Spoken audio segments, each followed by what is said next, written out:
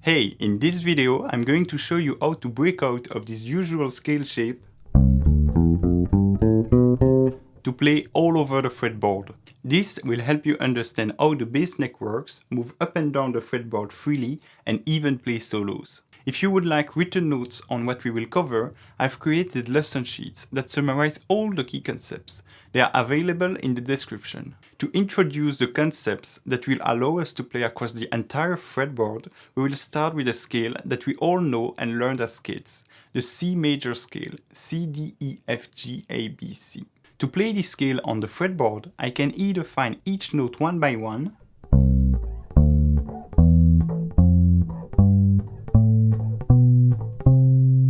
or I can apply the major scale formula. I start from C and I follow the pattern whole step, half step, whole step, whole step, whole step, half step.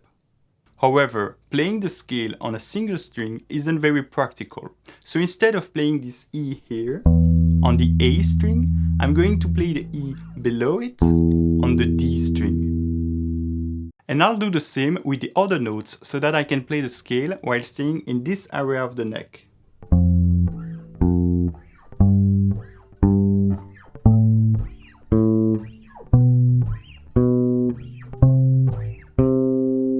This gives us this scale shape across multiple strings, which is the characteristic shape of a major scale.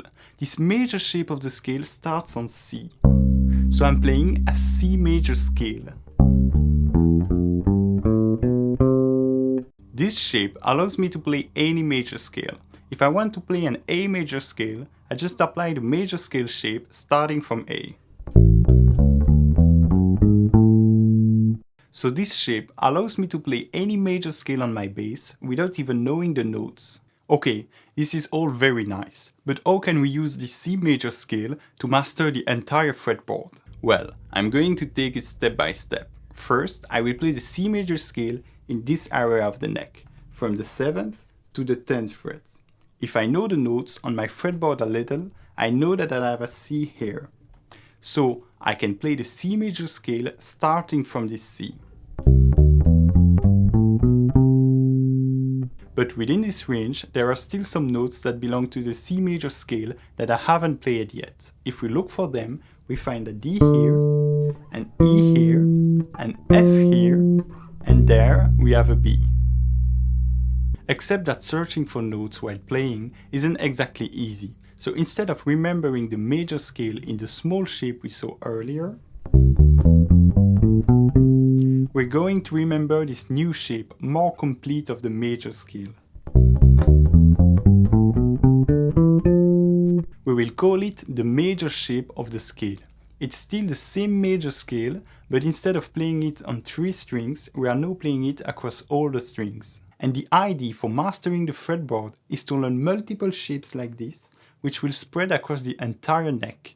And all these shapes, placed next to each other, will finally cover all the notes of the scale across the whole fretboard. Now, instead of looking at the C major scale in this area, we're going to look at it from the 4th to the 8th fret. If I search for the notes of the C major scale again in this zone, I will find them here. Most of them can be found easily by knowing that we have the same note, 2 frets to the left and 2 strings up. We call those octaves, and we can see that all these notes form a second shape of the C major scale. You've probably seen it before, it's the minor shape of the scale.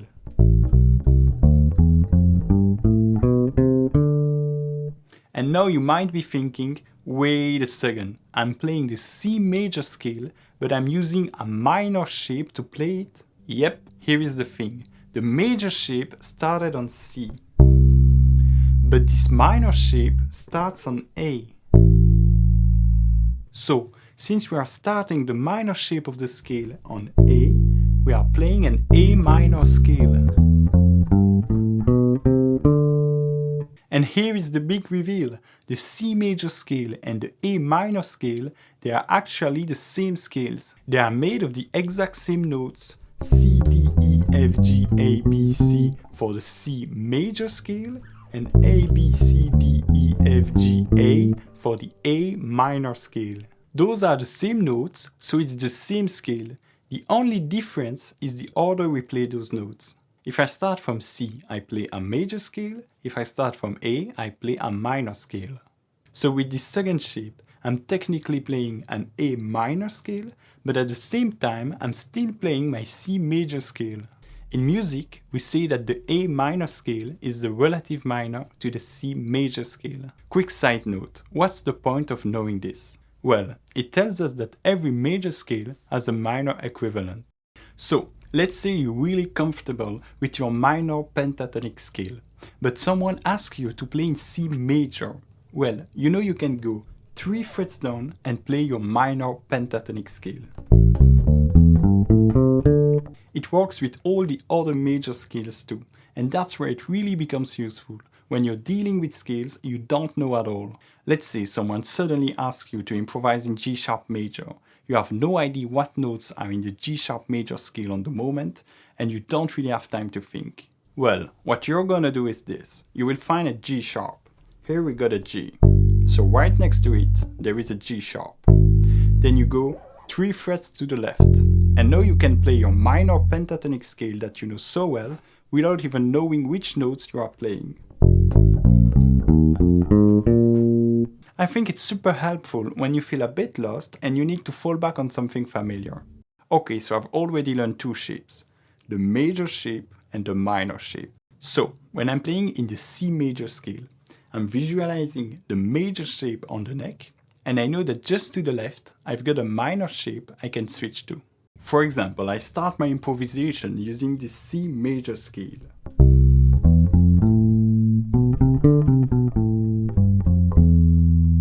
And when I want to go lower, I visualize that minor shape of the scale, and I can keep playing over that shape too.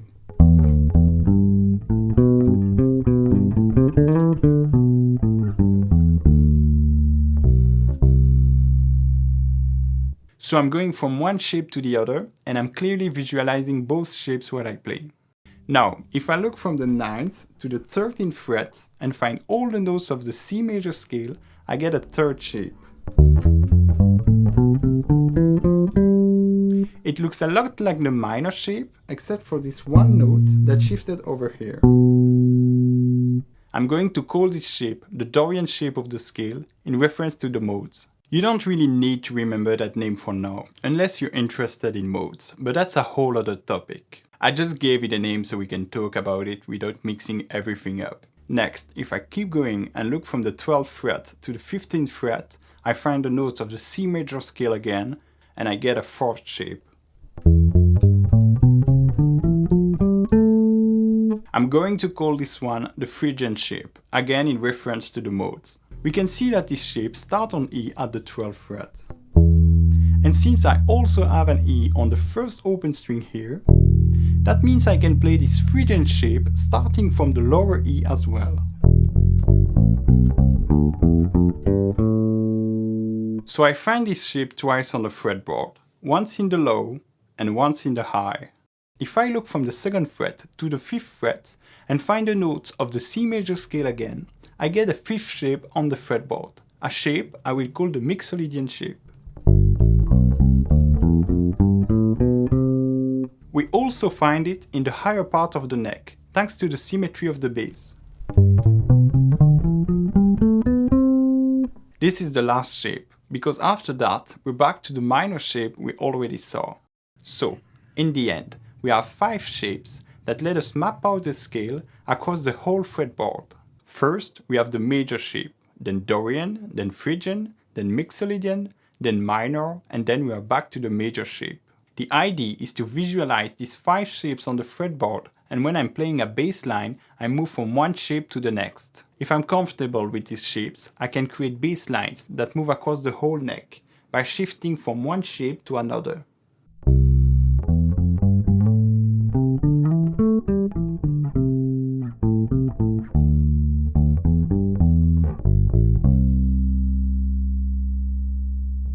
You can see that when I play a bass line using the C major scale all over the neck, I'm not thinking about the notes C, D, E, F, G, A, B, C. I visualize a shape, I play inside that shape, and then I move from one shape to the next. I'll give you some tips to practice that a bit later in this video. So far we've been playing in the C major scale, but the 5 shapes we've seen apply to any scale. Let's say we want to improvise over a song in the key of G major. Since the song is in G major, the scale that goes with it is the G major scale. So I look for the note G on my E string, and from there I have my first shape. The major shape of the scale. That's going to be kind of my reference point on the neck. I can already start playing in that area. Knowing the order of the shapes a little bit, I know that if I want to go to the right of my major shape, I have my Dorian shape. And if I want to go to the left, I have my minor shape. And that way, I can lay out the shapes side by side, and I get the G major scale across the whole neck. We notice that the minor scale associated with G major is E minor, so we are also playing in E minor. Okay, so I can do a little improvisation starting from my reference shape, the major shape, and playing from one shape to the next by visualizing them one by one in my head.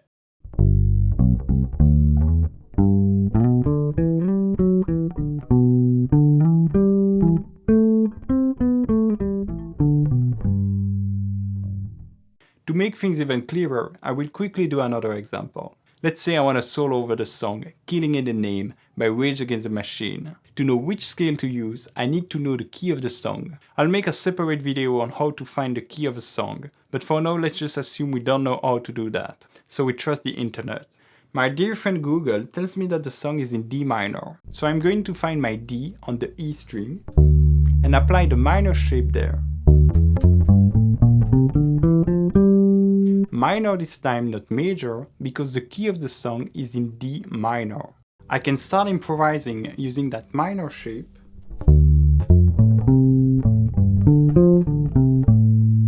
I can move to the right onto the major shape.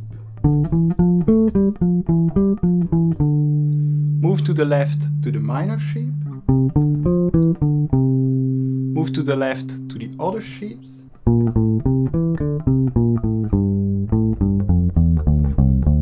To make a little improvisation. Now, there is still one problem with all of this. It's not easy. You have to remember each shape and know which shape comes after which. And when you're actually playing, it's not always easy to think about all of that. Also, since we're moving gradually from one shape to the next, we don't really know what to do if we want to skip a few shapes, like jumping straight from the low notes to the high notes in one move. The trick to deal with that is to have some reference point on the neck. If you know the fretboard a little, you know where some of the notes are. For example, if I'm playing in the key of C, I will find the C on my neck.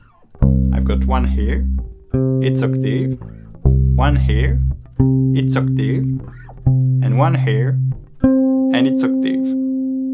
And I know that on each of these C notes, if I'm playing in C major, I can start the major shape of the scale from there. From this C as well, right here, and on the octaves,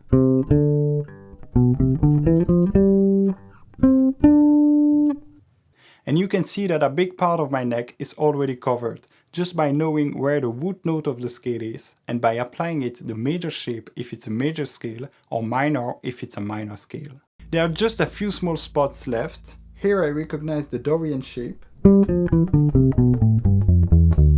here the Phrygian shape, and here the Mixolydian shape. And we've covered the whole neck. But you see that you can already move from one end of the neck to the other without having to think too much, just by using the major shape, or minor if you are in a minor scale. Okay, that was a lot of theory, but now, how do we actually practice all this? The first exercise I recommend, and it's a great one to have in your routine, it's to practice playing the 5 shapes one after the other.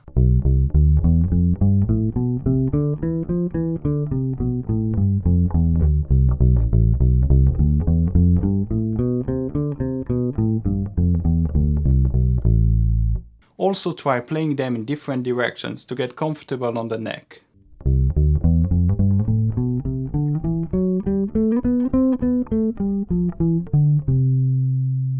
If you're just starting out with these shapes, I recommend sticking to one scale and taking it step by step. Start with one shape, and once you've got it down, move on to the next one, and so on. Once you're comfortable with all 5 shapes in that scale, then you can start switching to other scales. Because if you try to play in every scale right away without having any solid reference, you will just end up mixing everything up.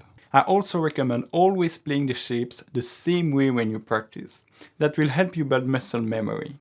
For me, the ideal approach is to assign one finger per fret, like here for the major shape: index, middle, ring, pinky.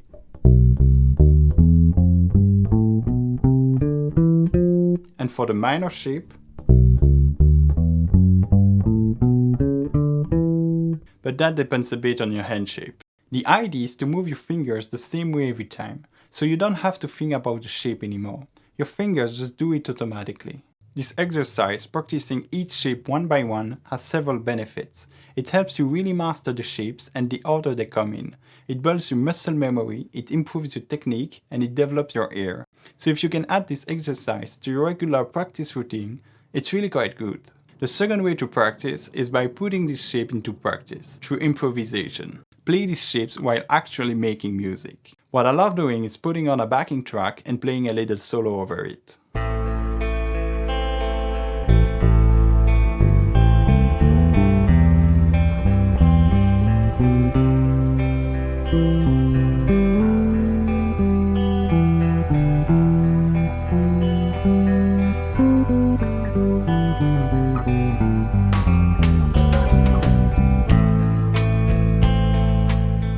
Now, this backing track has chord changes. To make our improvisation sound better, we should have taken them into account. But here, we just focus on playing all 5 shapes across the neck. If you're excited by the idea of improvising over songs, then I invite you to check out the next part of this video, which will be all about how to play over a song.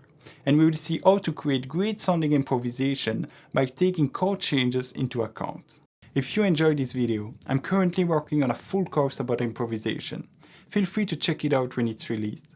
In the meantime, leave me all of your questions in the comments. Also, if you want me to explain a specific topic, do not hesitate to tell me, so I can make a video about it. And if you feel like seeing my face again, go ahead and subscribe.